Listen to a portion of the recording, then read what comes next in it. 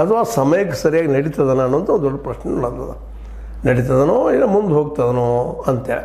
ಯಾಕಂದರೆ ಸರ್ಕಾರಕ್ಕೆ ಮಹೇಶ್ ಜೋಶಿ ಅವರ ಮೇಲಿರೋ ಆರೋಪದಿಂದಾಗಿ ಅವ್ರ ಜೊತೆ ಕೂಡಿ ಕೆಲಸ ಮಾಡೋದಕ್ಕೆ ಮನಸ್ಸಾಗ್ತಾ ಇಲ್ಲ. ನಾಳೆ ಹೆಚ್ಚು ಮೇಲೆ ಆರೋಪ ಬಂದರೆ ಅದು ನಾವು ಶಾಮೀಲಾಗ್ತೀವೇನೋ ಅನ್ನೋಂಥ ಆತಂಕ.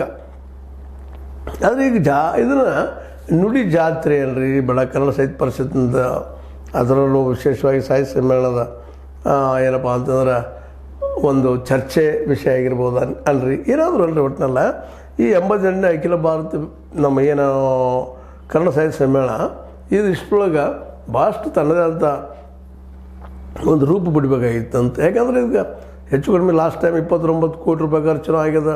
ಈ ಸಲ ಮತ್ತು ಅಷ್ಟು ಹೆಚ್ಚು ಕೇಳುವಂಥ ಪ್ರಸಂಗ ಇದ್ದಾವೆ. ಮುಂದೆ ಎಲ್ಲ ಅತಿಥಿಗಳು ಅವ್ರನ್ನೆಲ್ಲ ಫಿಕ್ಸ್ ಮಾಡಬೇಕಾಗಿದೆ.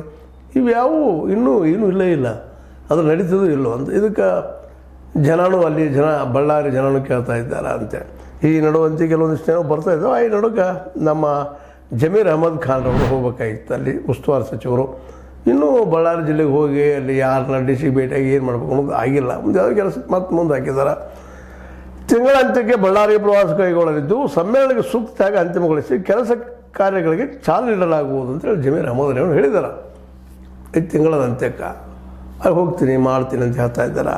ಅದೇ ಕಾಲಕ್ಕೆ ಈ ಕಸಾಪ ಬಳ್ಳಾರಿ ಘಟಕದ ಅಧ್ಯಕ್ಷರಾದಂಥ ನಿಷ್ಠಿ ರುದ್ರಪ್ಪನವರು ಜಾಗ ನಿಗದಿಗಾಗಿ ಜಿಲ್ಲಾಧಿಕಾರಿ ಜೊತೆ ಸಂಪರ್ಕದಲ್ಲಿದ್ದೇವೆ. ಸೋಮವಾರ ಬಳಿಕ ಜಾಗ ಪರಿಶೀಲಿಸಲು ಜಿಲ್ಲಾಧಿಕಾರಿ ಒಪ್ಪಿದ್ದಾರೆ. ಎಲ್ಲಿ ಹೋಗ್ಬೇಕು ಏನು ಮಾಡಬೇಕು ಅನ್ನೋದನ್ನು ಜಾಗ ಫಿಕ್ಸ್ ಮಾಡ್ತೀವಿ ಅಂತ. ಅಂದ್ರೆ ಆಮೇಲೆ ನಡಿಗೆ ಅಂತಿದಲ್ಲ. ಈ ಸರ್ಕಾರದ ಕೆಲಸಗಳು ಹಿಂಗೆ ಏನೋ ಒಟ್ಟಿನಲ್ಲ.